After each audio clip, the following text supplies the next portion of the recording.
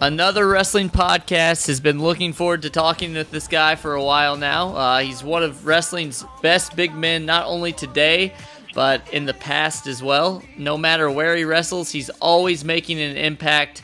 Ladies and gentlemen, we give you Tyrus. Thanks for joining us today. How are you doing? I'm tremendous, man. I'm tremendous. I just coming off 2 successful tours in Qatar, where I was labeled the crown jewel of Qatar, which was nice. And I just literally dominated Australia in Outback Championship Wrestling. I think I left 6 or 7 guys laying. It was a good day, good piece of business. But making my way back home today. So well, been really busy. We definitely thank you for taking the time to spend with us. Now, getting to travel, that's something that you did a lot of before, but now you seem to be a worldwide sensation. So where are some of the places that you haven't got to go yet that you're looking forward to wrestling in? Actually, the big target is Japan. Japan is the one place I haven't gone yet, and all the history and tradition with Japan, but I'm also looking for the right situation. Just to go to Japan is not enough.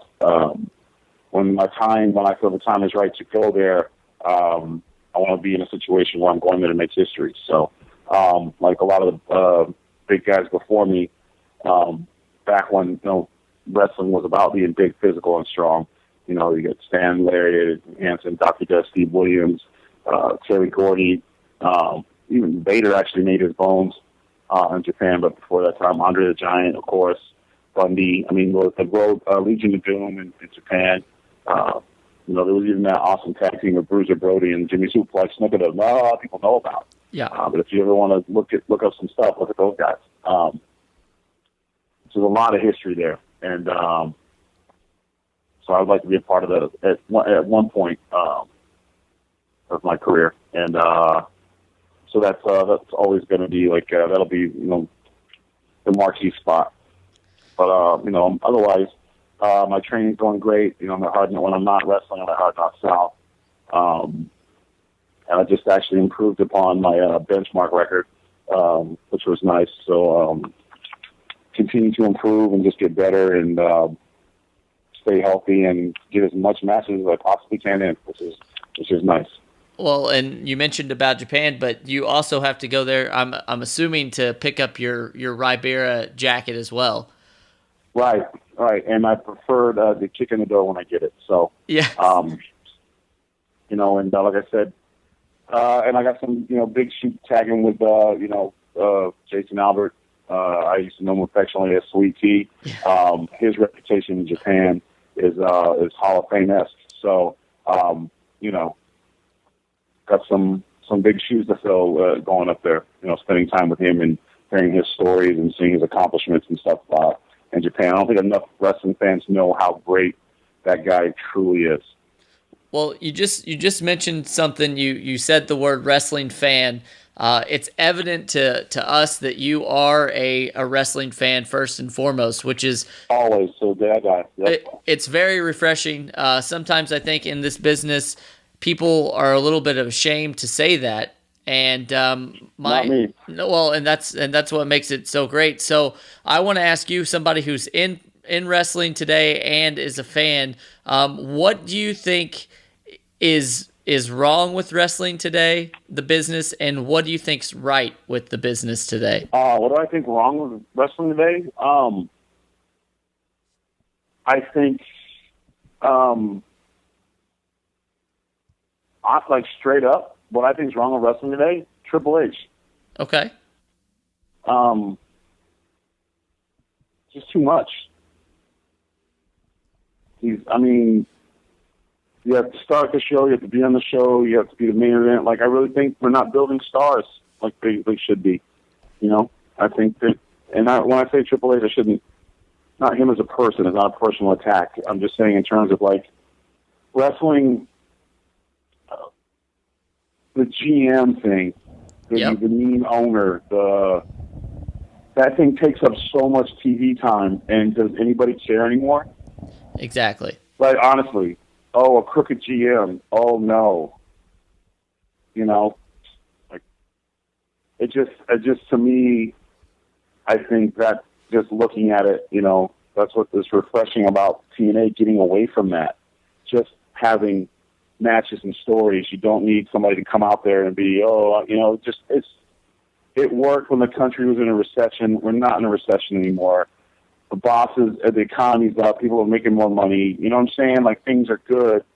So it just doesn't fit. And I think, you know, getting back to wrestling, I'm kind of glad they're doing it because I think it's opening the door for so many other companies and stuff. Like, wrestling is starting to become territories again. I think it's great. So would you know, like, would you say that that's what's one of the good things about wrestling today is just the amount? I said something today, and this is definitely an interview with you, so I'm not going to take up the time telling you about what I think because it doesn't really matter. But at the end of the day, wrestling is a business, and when you go to an ice cream store, you don't have to eat rum raisin if you don't want to. It's a choice that you make. So with professional wrestling today, there's so much out there, and people can pick and choose, and I think that's what's important. That's what for a while it didn't. It was, as you said, rum raisin, which I don't think on my worst day I'd want that ice cream. Exactly. But, for a long time, that's what you got. There was nothing else, you know. And I think New Japan, you know, more fans are able to see that. TNA basically was reborn again hard on Destination America, and it's completely different. And it's the wrestling. And the wrestlers are doing their thing, and the fans are really seeming to be getting a hold of it. ROH is like watching like arena football, you know what I'm saying? It's just nonstop action. Like, I mean, a lot of the independent programs are just strong by themselves. A lot of people, instead of sitting at home on the TV, like, go on and check out an independent show. You'd be surprised of so much great talent and stuff out there, entertaining, and, you know, it's refreshing in the sense that, like, and a lot of guys, you get, when you're in the system or you're in there, you don't think there's anywhere else to go. And man, if you look at myself, you look at Drew, Galloway, you look at like Jinder Mahal, you look at Camacho, aka Malik. Like, there is life after Justin Gabriel, you know, or Danger Wolf or Darewolf. Danger Wolf. I should know that. He's Darewolf. Darewolf, my bad, but No. I just know it was PJ. But there is a lot of life out there, you know, and there's there's so many things going on, and it's actually a great time to be a wrestler right now. Now, you mentioned TNA. I definitely want to get into that. It's Destination America Fridays. Now, a lot of people who are watching wrestling, I think they're giving TNA an unfair bias just from what maybe they saw in the beginning, but there's a lot of negativity towards TNA. Do you think that's warranted, or do you think people just need to hit reset on what they know about TNA? I think there's always, here's my thing. If somebody's bitching about something, that means you're watching it. And you're allowed to do that, you know? If you don't like the WWE, but you watch it, you can express your opinion. You're watching TNA and you have issues with it. Has TNA made mistakes in the past? Yeah. Like, of course they did. And I think, but it was, you know, like, here's the thing. I was at WWE. I watched TNA. I watched ROH. I watched New Japan. I watched All Japan. Hell, I watched on ESPN Classics. I still watch GWF. You know what I'm saying? Like, back when Booker T and his brother were having big feuds with Alex Borto. I mean, I watch wrestling. I enjoy it. And there was a time when I watched TNA, I just didn't know what was going on, and there was a lot going on, but I think transition and stuff helps. But you're going to have growing pains. You're going to have issues. You're going to have down years. Was every year in the WWE great? No. And then something sparks it, and it changes, and people get into it. So I think is it warranted for people to have some negative opinions about TNA? Of course. But if you're a real fan, you ride it out. You know what I'm saying? Like, growing up, I always liked what was going on in WCW and WWE or WWF at the time, and, you know, what was going on in Mid-South. No. But, you know, I stuck with it. And being disappointed and bugged is part of the process. Like, if you're a fan, I mean, look at the Celtics this year. They made me sick. I divorced them on social media. but I'm still there. Yeah. You know what I'm saying? And watching Kendrick Perkins throw a pick was so hard for me because I love the Perk, and we never should have got rid of him in the first place. But, I'm a Celtics fan, unfortunately. Yeah. Whether I want it or not. You know what I'm saying? I was a Red Sox fan. Used to get my heart broke.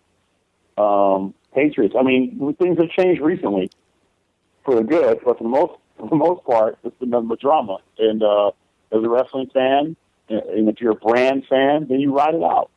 You go through the good and the bad. Now, this is something that I wonder from your perspective as well. It seems like with the internet and all of that there's a lot of information that people are getting that maybe in the past they were not getting. There was recently an article about how some people in TNA aren't getting paid. And do you think that the openness of the business is a problem, or do you think that? I think the openness of America is a problem. Mm-hmm. I think if you have a problem with somebody, or you don't like somebody, or something's wrong, or your check was late, or whatever your situation was, you go to the source. You take accountability and responsibility. Were my checks ever late at TNA or the WWE, or when I worked at Red Lobster when I was in college? Yeah, it happened. Did I go out and post on my Facebook? I didn't get paid today, blah, blah, blah. No, I didn't, because I was a grown-ass man, and you handle disputes and stuff with respect. That's how you get things resolved. I don't read much of the stuff. I technically just see the titles of stuff, and I just either roll my eyes and I keep moving. I don't really care too much for the so-called independent articles, because they're all bias-based stuff from fans, and there's literally there's no resume to write about wrestling. Anybody can write about it, Yeah. So it's really not, it's hard to say, is there good journalists out there? I'm sure there are, and you hope there are. I mean, just tell the facts or whatever. I think, me personally, people that do that, I hate social media anyways. Like, when I'm done wrestling, I'm off the grid. Twitter, Facebook, Instagram, gone. I hate the fact that you always have your phone on your hip. You can't do anything anymore because someone has to know where you're at every 3 seconds. Yep. It's crazy. It's ridiculous. Hell no. I can't wait. Is it important in terms of connecting with your fans and getting your name out there and getting things like sponsors and opportunities? Yes, 100%. And I don't use it for personal life. My personal life has never been on any social media or whatever. Like, if you know about me, you know about me, the wrestling character, you don't know nothing about me and my home life. And you shouldn't, because you don't know me. Yeah, absolutely. I appreciate you're a fan, but I'm not going to go to your house and pick you apart. No. You're not going to go to mine.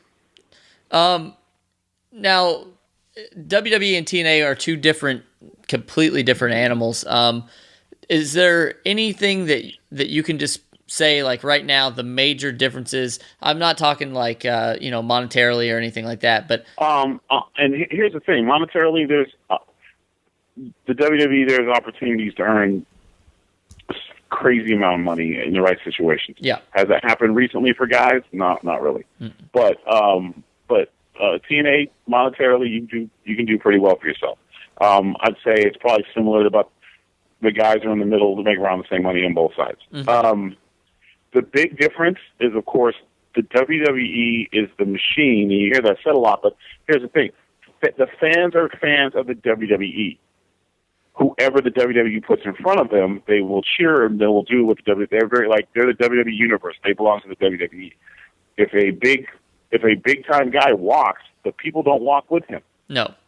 They tune in next week. So the WWE has become, and I think the powers that be know that, they're the brand.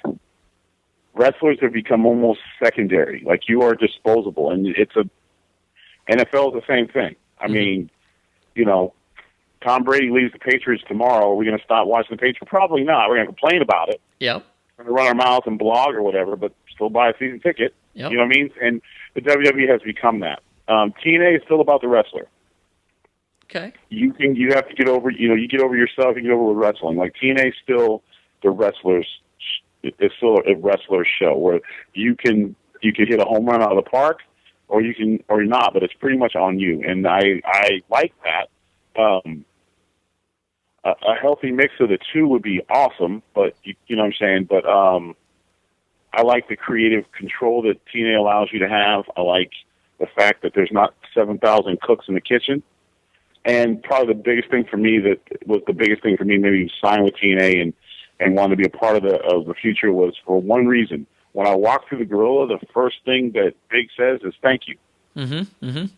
And then we worry about the other stuff. But that, to me, went a long way because for such a long time, you walked through the curtain, you just didn't know. And most of the time, I went side because I just didn't want to hear it. Yeah. So, and that doesn't mean just when things are negative, they're negative. And when they say the heat thing and all that, which I think is the stupidest term in the world. You got heat.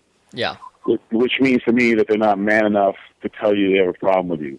So they tell everybody else, which is like high school bullshit. So, never gave a damn about heat. If you can't tell me you have a problem, then, there's two letters that you can put them together and figure out what you can do.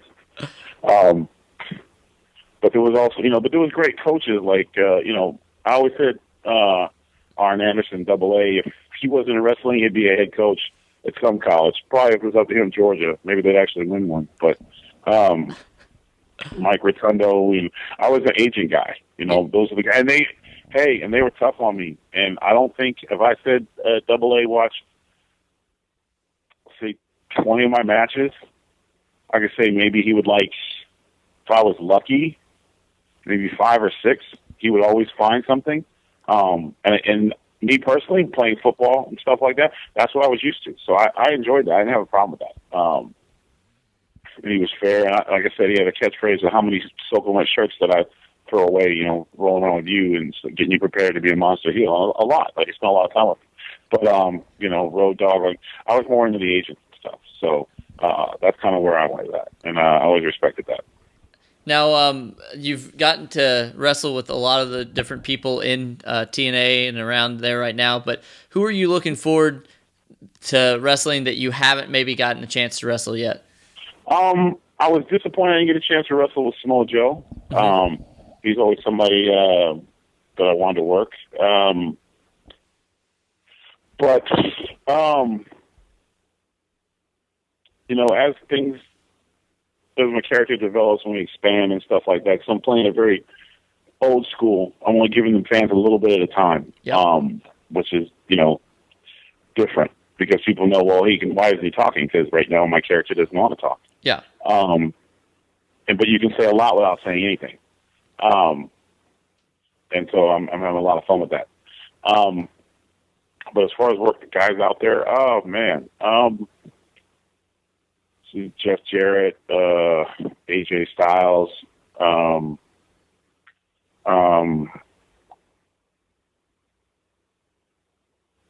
like to work. I would like to actually have a wrestling match with Drew. I like that, with McIntyre. Yep. Drew. He's definitely somebody that's on the radar. PJ, I'd like to go out with him. There's a lot of guys that we worked in the WWE. We didn't really get a chance to work. So now we're able to do that. So that's awesome. One of the things, and once again, because of social media, today it was announced and confirmed, I guess, by him, the man himself. But did you, or are you aware that Billy Corgan is now part of TNA? Yes. Yeah, I read that this morning. I got an email. So I don't know him. Uh-huh. So, I haven't met him yet. I just know he had that song 1972 or whatever. Yep.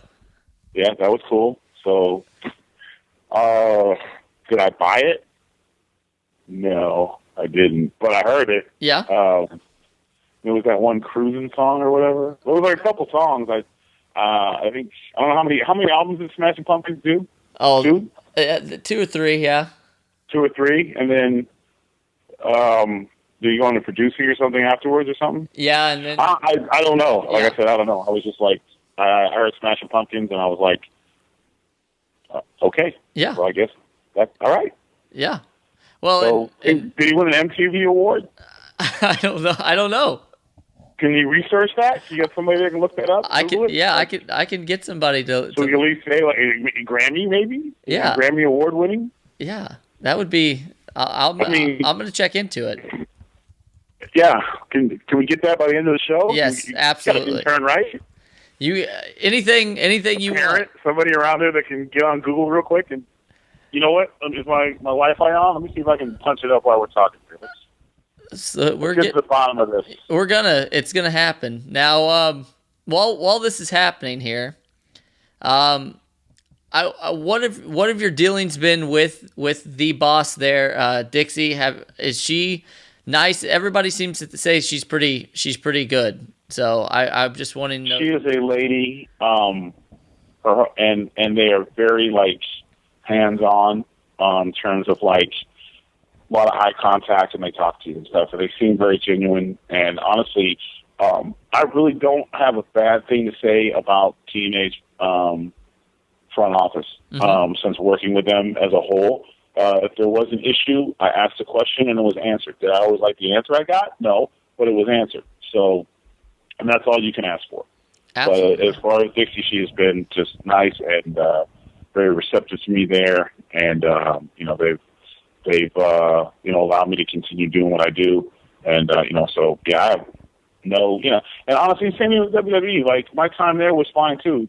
I really didn't have a problem with anybody.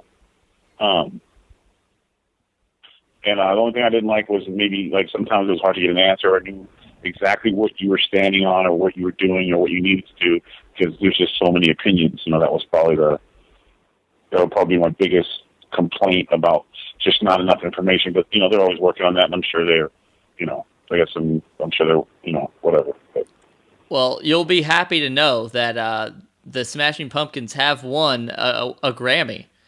Okay, so they won a Grammy. And a couple MTV Movie Awards. Okay, all right, we'll see. He knows people. Yeah, so they had a few more albums. Do you think he has like the astronaut trophy or the popcorn one? Remember there was like the two? I hope it's the popcorn. I always hated the astronaut one. I don't know what. Right. I wasn't a big fan of that one, but yeah. Snoop never won a Grammy. Well, and look at him. Yeah, I mean he's not running our show, but no, he could. Yeah, but I'm just saying he never won a Grammy. I mean he's pretty popular, so that's fine. I would say so. Yeah. Now I mentioned in the beginning of the show that you are one of the great big men in wrestling, and I don't mean that derogatory. I mean that when you look at you think, okay, he's going to be able to. He's strong, but he's not going to be able to move, and it's the opposite with you. I definitely think that you're the same caliber as men like Bam Bam Bigelow and some of my favorites. And I think you need that in wrestling, and you mentioned that in the beginning of the interview as well. Who were some of the big men that you gravitated towards, that you looked up to in wrestling? I was more fascinated with the tough guys. Okay. Paul Wondor, big fan. Like just the sun rises set on him, man. Like when I thought he won the heavyweight championship against Hulk Hogan in the steel cage match, I cried. I was crying because I was so sure his feet hit first. Like, I was so sure. And this is, and I wasn't allowed to watch it after that for a while because I wasn't allowed to stay up that late anyways. I snuck up to stay up, and I woke the house up because I was crying because he was robbed. It's not fair, and I hated Hulk Hogan. I never really liked him after that, I hope. But like Big John and Studd and King Kong Bundy, I always liked Ole Anderson's style. And I was a big fan of Double A, and I liked the American Dream just based off his character and the way he always fought. He always fought hard, and he was good on the mic. But I love the Islanders, I love the British Bulldogs, Powers of Pain, Legion of Doom. I mean, I was just a fan of power wrestling, big suplex fan. But I also respect the movements, and I never wanted to do anything when I played ball. I never wanted to be a good big guy. That's or like, oh, you're fast for a big guy. That's like being, Well, can I say that saying anymore? I don't think you can. Well, I'll just go with this one. That's like being a one-legged runner. Like, he's real fast for a one-legged runner. Doesn't mean much. So. Yeah. And Double A and Bill DeMont and Dr. Tom Pritchard and Steve Kern and some of the trainers I've had, they always let me train and work. Like, I was always trying to work a guy at Double A size. And use my size as a strength when it's needed. I never wanted to work that way. I mean, I throw more suplexes than, probably. I mean, if you look at some of the other guys, and I don't want to be that big guy who does the same thing every night when he comes out. Yeah. There's good examples of guys who go out there. I think Big Show continues to go out there and change the game a little bit. Or at least he did it for a while. I haven't watched him recently, but I never wanted to work that way. I think there's some of the guys who've gotten away with that, and I call it working lazy. And they want to be that guy. So, and I still train, and my trainer will tell you, whenever I'm training, I'm still in my mind competing with the other big guys. And I'm thinking, if I'm tired or I'm beat up and sore from traveling, I'm thinking, did Big Show train today? He probably did. So I'm, that's why in my mindset, did Mark Henry lift today? And continue, did Abyss train today? That's, what I'm saying? That's how I'm still competing with them, even though I'm not necessarily working with them or going to be working with them. But, that's how I prepare myself, is I'm always thinking the other guy's not taking the day off. Well, and I think I post all my workout stuff, in my training stuff. I post all that on Instagram and stuff. So, and the way my body's changed over the years, it just every day I look more like I was playing ball now than I was, because I had to come down a lot of weight when I got back to WWE. So I was almost 500 pounds on. So I got down. So I dropped a lot, 155, 60 pounds, got down, and then built back up, training and stuff. So, and I just recently broke my old bench record. So we were excited about that. So, and the squat and stuff like that, and being a guy in the 2-ton club, right on the top 10 of Hard Knock South is a tremendous honor. And once again, what I'm hearing from you is that you're constantly trying to challenge yourself, constantly trying to be better. I can't speak on it because I don't know everybody. I'm not going to the shows like you are, but it seems like you really have a passion about this and want to continue to grow as a human and as a wrestler. Yeah, coming out and dancing my way down the ring and wrestling for 3 minutes, I could very well get away with that and have a decent career, but I wouldn't look myself in the mirror. Yeah. My goal still is to be a champion at some point. So I'm training like that. And it has paid off for me in terms of just all around reception and stuff like that. And I don't talk, and maybe it's my fault that I don't brag too much about my wrestling and stuff like that, but I was Suits Destroyer in the real world, in the really real world. And being a bodyguard in some of the toughest clubs in LA and stuff like that. For a while, I didn't know what it was like to fight one person, because I used to have to fight 3-4 guys a night. It's crazy. And the guys I work with to this day still tell the stories like it's a thing, just out of respect. So, so wrestling's a little bit different, but that tough mentality that I've always had, whether it would be to get through college, to play football well, I'm saying, I pretty much grew up on my own, so I always took care of self. So that's my mentality, and I continue to carry that. I have a chip on my shoulder, but I have to, because it's the only way I know how to improve. Well, and worst thing you can ever tell me is good job. Yeah. I want to ask this, and I have my thoughts on it, but why do you think that professional wrestling is not only still relevant today, but important in the world of entertainment? Because the essential story has never changed. It's good guy versus bad guy. Good guy usually wins at the end. And we are a gladiator society. We like fights. We like aggressiveness. We like dominance, and wrestling is all those things. And at the same time, we like the flair for the dramatic. The reason why wrestling still is such a big deal, because you get it every week. You don't have to wait 6 months like boxing.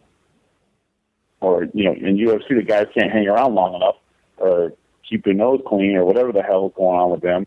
They can't keep enough of their stuff. And their stuff's so physical. Like you'll only have a star for a year or two, maybe if you're lucky. Whereas WWE, it's tradition, and you'll have your barring any major injuries, you'll have a superstar for 5 to 10 years, maybe even longer.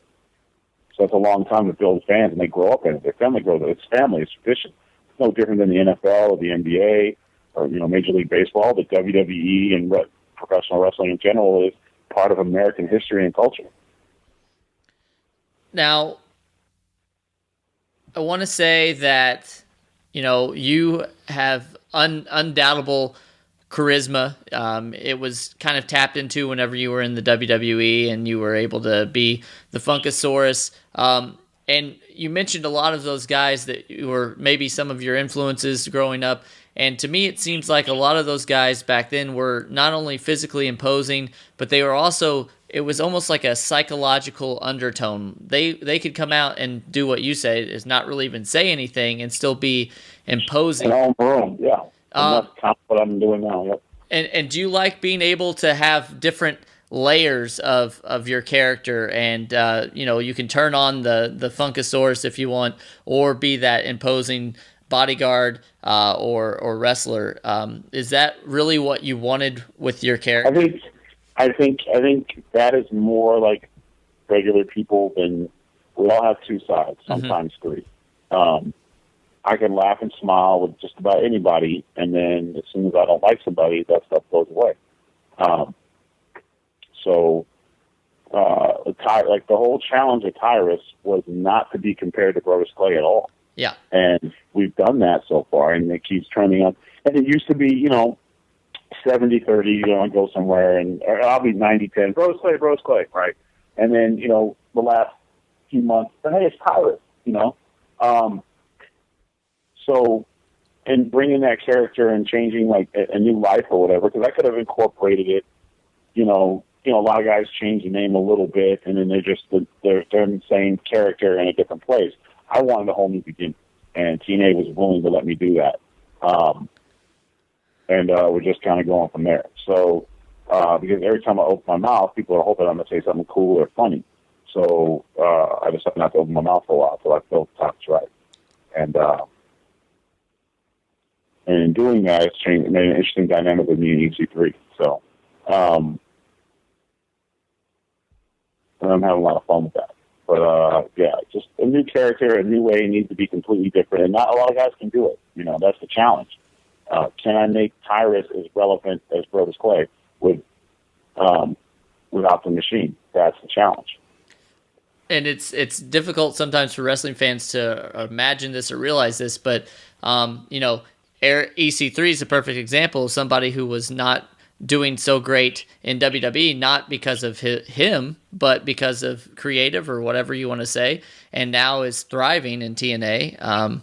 Kurt Angle is now officially in TNA longer than he was in his WWE career and is still doing great things. So I definitely think that there's the chance that you'll be just as well renowned as Tyrus is as Brodus. So I think that's cool for me to see anyway. But you were definitely a part of several movies. Any chance that we're going to see you in any other films or TV or anything? Yeah,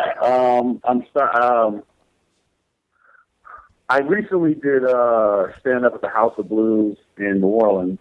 I killed it, but I did it not as a wrestler. I know there's a lot of wrestlers doing stand-up comedy and they tell wrestling jokes, and to me that's whack as hell because I'm just wrestling fans. Yeah. And I did very well with that. And then I'm actually negotiating right now in a movie.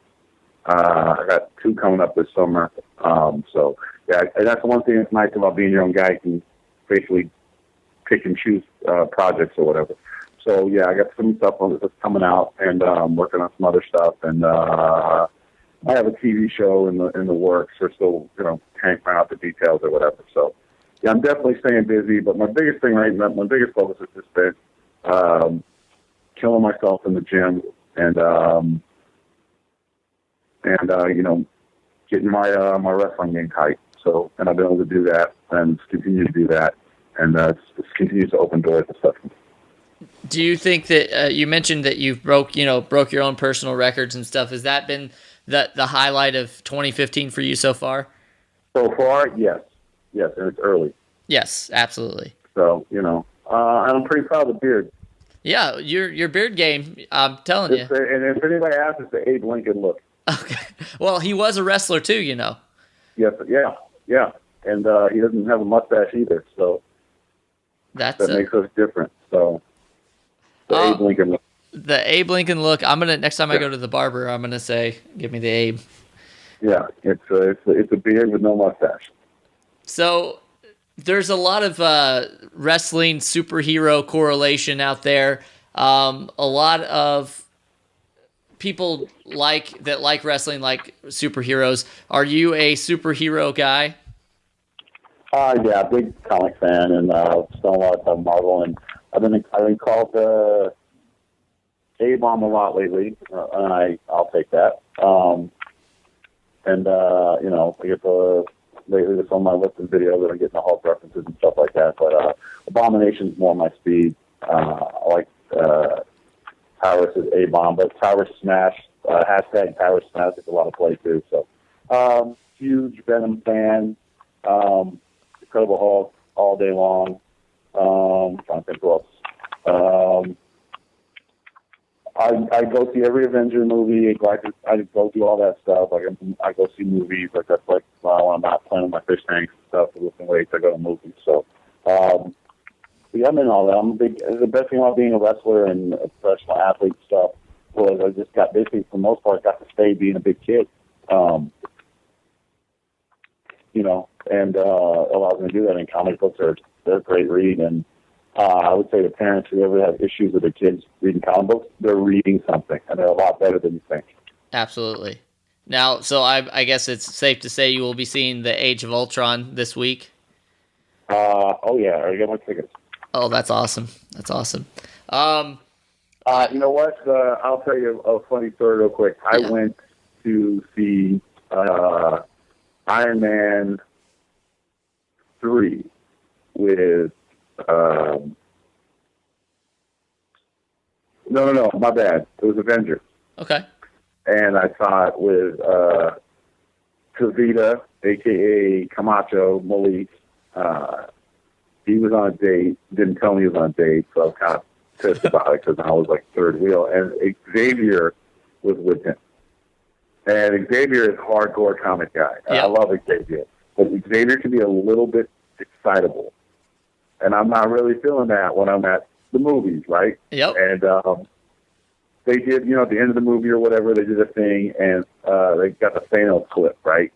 Yep. And I was like, oh, damn, Thanos. And as I turned to see the Xavier, he was gone because he jumped from his seat to the railing of the thing and was jumping up and down and screaming, Thanos is here! Oh my God, they did it right! And he was like screaming at the top of his lungs how excited he was, and I literally was just pulling my hat. And I wore my hat backwards. I had to turn it around and pull it frontward and just try to get the hell out of there because all of a sudden people are like, oh, it's Glenn, Xavier, what is this? I'm not with him. I'm not. I just wanted to watch the show. He's a hardcore comic guy. I think. And I think I can pull this all together here in one fell swoop. But if I'm wrong, it's gonna just make me look so stupid. But I'm gonna go for it anyway. You were just in Qatar, you said. Yep. There was a lot of wrestlers with you. I think one of them was M-Dog 20, Matt Cross. I believe so, yeah. He made a cameo in Avengers. Well, there you have it. So, I mean, it wasn't a huge revelation, but I mean, that's what I did there. I just brought that all around. Nice job. That's fine journalism right there. Yeah, well, I do my homework. I try to anyway. Yeah, and you got the information on Smashing Pumpkins. Yeah. Well done. Yeah, I mean, this is what I do now. I try to make these good for everybody, but I want to. I know you're very busy. I want to try to get this wrapped up, and I want to just ask you. Really, as a fan of professional wrestling, you had to have some certain things whenever you first got in, And whether it was, making it to WWE and then, being on a WrestleMania, winning a championship, what were the things that you wanted to do in the business that you still want to do in this business? One, win a major title, obviously. I think you would want that to happen at some point. I've been a champion in professional sports and college and stuff, so I think that's just why do it if that's not what you want to be? I think I could add an awesome style to that. Same time, having more career-defining matches, more cage matches, more dog collar matches, more things, a first, to be a first, like, win a tournament, things like that. I mean, just continue to expand and change the game. Have my own Piper's Pit, you know what I'm saying? Just something. And have my mark on it, and then at some point, when I'm done, in the ring, get on the stick and do some color stuff. So, that's kind of like the stuff I want to do or whatever. Just more career-defining stuff. I think I already came up with it once again. I'm on fire today. Talking with Tyrus. I love it. Lightning round. EC3. Paycheck. Dixie Carter. Nice. Naomi. Star. Cameron. Naomi. Bill DeMott. Coach. John Cena. Gentleman. And Ricardo Rodriguez. Best manager in the business. Awesome. I want to thank you so much for being on the show today. I can say this about anybody that comes on the show because I'm at heart a fan, but it was an absolute pleasure talking to you today. I think that we've only seen the tip of Tyrus, and I know that sounds a lot dirtier than I'd imagined it was going to sound like. Keep moving with that. Yeah, that's fine. I think that you're awesome, and you tell it like it is, and it's a breath of fresh air, really, in this business. Good luck on everything, and anytime that you'd like to come back, we would absolutely love to have you. Yep, hit me up anytime, man. Appreciate it. All right, thank you so much, and watch him on everywhere. Is there any place that you're going to be? I should have. See, I'm so terrible. I'll be. Oh yeah, I mean, TNA's got TV tapings coming up. We're live. I think May 8th. So come check it out, and come to Orlando. Come check out the show, and then look for me on Twitter and Instagram. My Twitter handle is at Brodus Clay. Underneath is Tyrus, and it's verified. And then my Instagram is BrodusRillo101, and it's me in the TNA shirt throwing a golden ball. So, and that's where I put all my stuff and inquiries and bookings and things like that. That's the best way to get a hold of me.